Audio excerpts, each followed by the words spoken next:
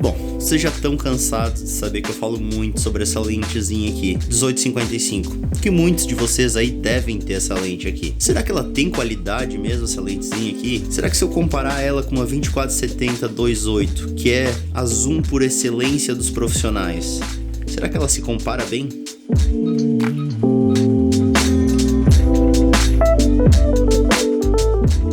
Olha, nesse vídeo eu não vou falar somente sobre a 1855, mas eu vou falar sobre como realmente avaliar uma lente. O que você deve buscar numa lente para dizer que ela tem qualidade? O que exatamente que é importante numa lente? Então eu vou tratar sobre todos esses itens que estão aparecendo aí na tela agora, um por um, falando como que ela se compara. Essa lentezinha aqui, bem baratinha, se compara com a 24-70. Olha só, a distância focal é bem parecida, essa aqui numa cropada, essa aqui numa full frame. Olha a diferença de tamanho entre essas duas lentes.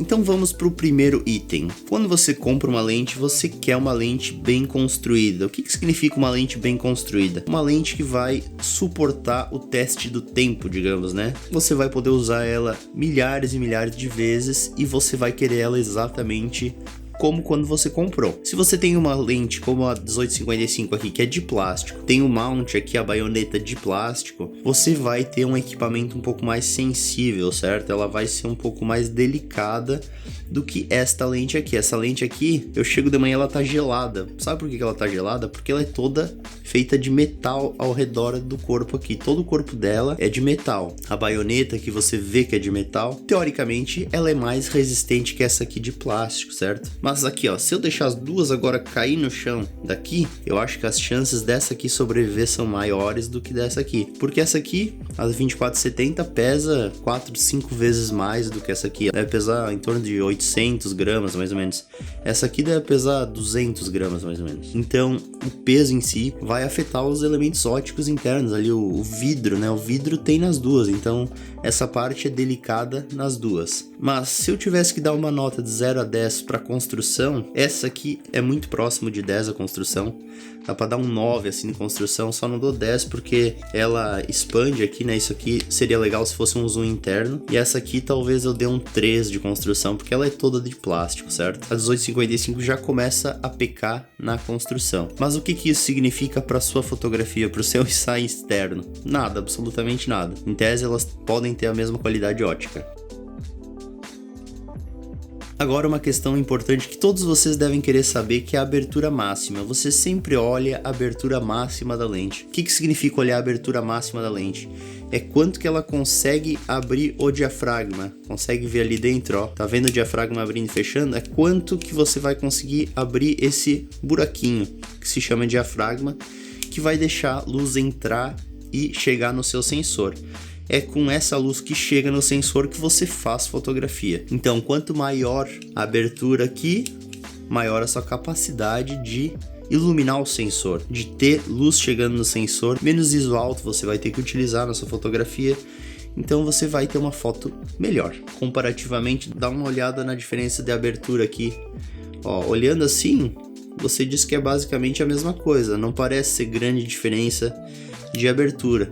Mas essa lente aqui, ela tem uma abertura variável, ela vai começar em f3.5 e vai até 5.6, ou seja, quando ela estiver em 55mm, ela vai ser mais escura. E aqui a gente tem uma lente constante em f2.8, então uma lente bem mais clara do que essa aqui. Significa que eu vou ter mais matéria-prima, digamos, para fazer minha fotografia. Eu considero a luz a minha matéria-prima, eu consigo modificar ela, eu consigo moldar a luz da forma como eu quero. Então, em termos de abertura, essa aqui deixa bastante a desejar, digamos, eu vou ter bem menos luz chegando no sensor. Uma abertura f2.8 constante é o padrão da indústria fotográfica para zooms. Eu daria uma nota 9 para ela também nesse quesito.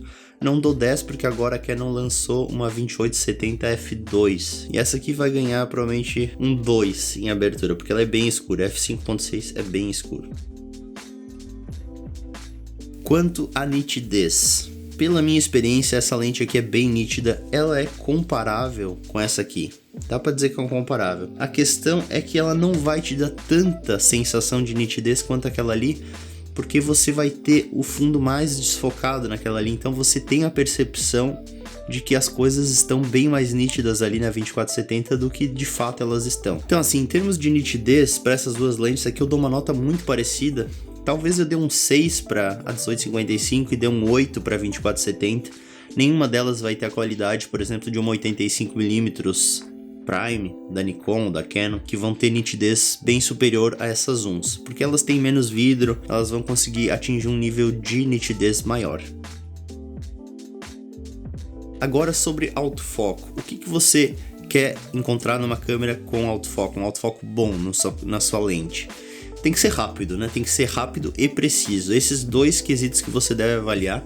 Eu considero essas duas lentes muito boas nesse sentido. A 2470 realmente tem um autofoco muito rápido, é o autofoco mais rápido que eu já tive, ela é mais rápida inclusive que a 70-200 Sigma, é praticamente instantânea, então o autofoco ali eu vou dar um 9, é o melhor autofoco que eu já utilizei, mas essa lente aqui da Nikon, que tem um motor de passo, AFP, também tem um autofoco muito bom, muito rápido, muito preciso. Assim como a versão da Canon STM também tem, que eu já tenho uma lente STM da Canon aí, e o autofoco delas costuma ser bem rápido e bem preciso. Então, se eu tivesse que dar uma nota, a Nikon 2470 eu daria um 9, essa 1855 eu daria um 7. É muito bom também. Agora bokeh. Realmente aí a 2470 ganha de lavada, digamos, porque 70mm f2.8 numa full frame já te dá um bokeh muito legal. Se você se aproximar um pouquinho mais do seu assunto, você consegue bastante desfoque. Já com a 1855 você vai ficar um pouco limitado nas circunstâncias que você vai conseguir desfoque. Isso não significa que não é possível sim. Se você fizer um retrato fechado de rosto, meio corpo, você consegue bokeh se você utilizar ela em 55mm f5.6, que é o melhor que você vai conseguir desfoque com uma lente como essa, e se aproximando bastante do assunto. Você consegue. Inclusive eu tenho um vídeo falando como conseguir desfoque numa 1855 como essa aqui. Clica aqui no card que você vai lá e acessa. Essa aqui não tem um bokeh como uma 70-200, digamos, né? Não tem como comparar o bokeh de uma 70-200 f2.8. Então o bokeh eu daria um 6 para 70-200, não é lá grandes coisas. E para 1855 eu daria um 2. É bem ruinzinho o bokeh da 1855. Agora sobre distorção. O que significa distorção? É as modificações que a sua lente, pelo formato da lente, vai fazer na sua imagem. Normalmente quando você está com uma lente zoom, quando ela está na distância focal mais aberta, mais grande angular, ela cria a distorção de barril, que é aquela que fica meio ovalada assim nos extremos da fotografia. E quando você utiliza ela mais telefoto, lá pelos 70mm, você tem mais aquela distorção de almofadas de alfinetes, do pincushion, que aí é como se você estivesse pegando o centro do frame e puxando. As bordas acompanham esse movimento para dentro. Então é mais ou menos isso que acontece. Acho que elas são bem parecidas nesse quesito. As duas têm distorção de barril, as duas têm um pouco de distorção de almofada de alfinetes. Então eu daria uma nota parecida, nenhuma delas é excelente em termos de distorção, as duas vão ter. Daria 6 para as duas. Quanto à ergonomia, você pode pensar, aqui a 1855 vai ganhar, certo? Não exatamente. Se você está utilizando uma câmera mais profissional, mais pesada, você vai querer segurar uma mão no grip da câmera e uma mão embaixo da lente, você vai fazer esse movimento, certo? Aqui você tem bem o diâmetro da sua mão aqui para segurar bem firme a câmera.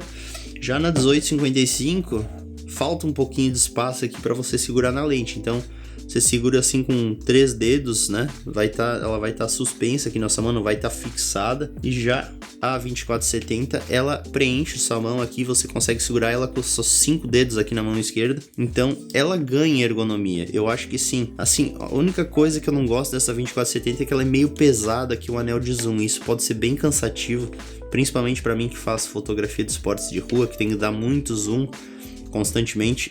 É um pouco pesado. A 1855 ela ganha em termos de peso, né? Você vai aguentar mais tempo segurando a lente e o zoom dela é bem levezinho e bem curto aqui. Você tem que fazer bem pouco esforço. Com 2 dedos aqui você faz o zoom. Mas eu vou dar a ergonomia, a vitória para 2470. Eu gosto muito da ergonomia dela.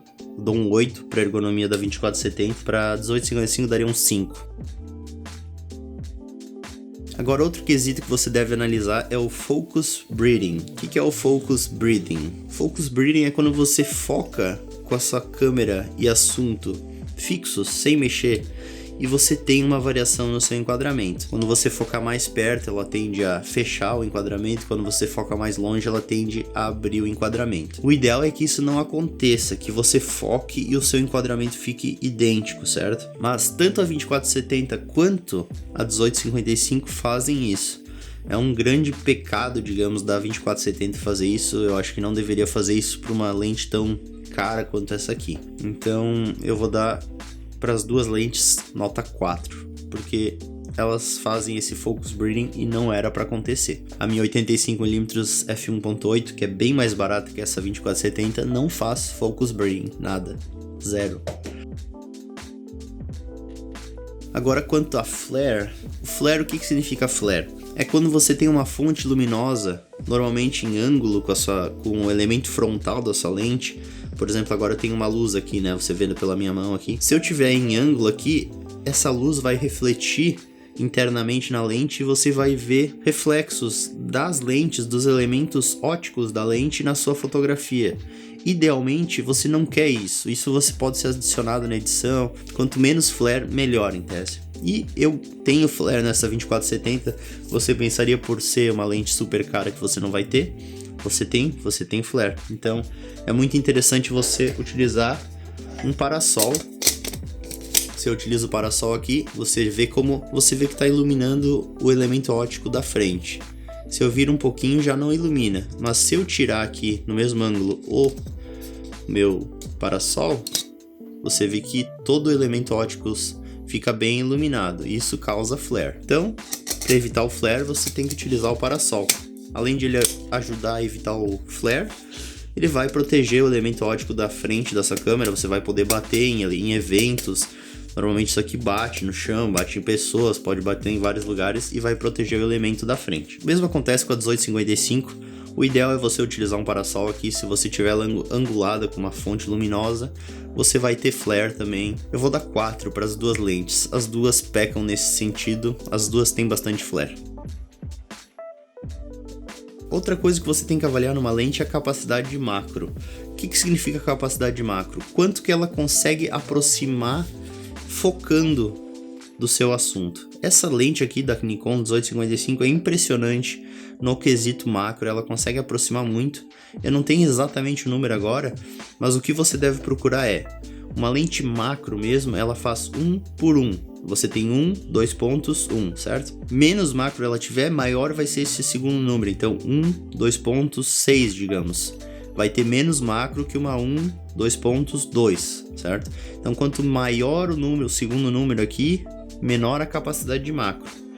Se você tiver uma 1 por 1, ela consegue reproduzir em tamanho real o assunto que você está fotografando. Então, se você está fotografando uma formiga de 1 centímetro, ela vai aparecer como sendo de 1 centímetro no seu sensor, dependendo do tamanho do sensor. Então essa aqui é uma lente excelente para macro. Eu diria que, claro, sendo uma lente 1 por 1 nota 10, essa aqui talvez seja uma nota 7, certo? A 2470, ela não aproxima tanto quanto essa aqui. Eu acho que ela seria uma nota 5, mais ou menos, comparada a 1855.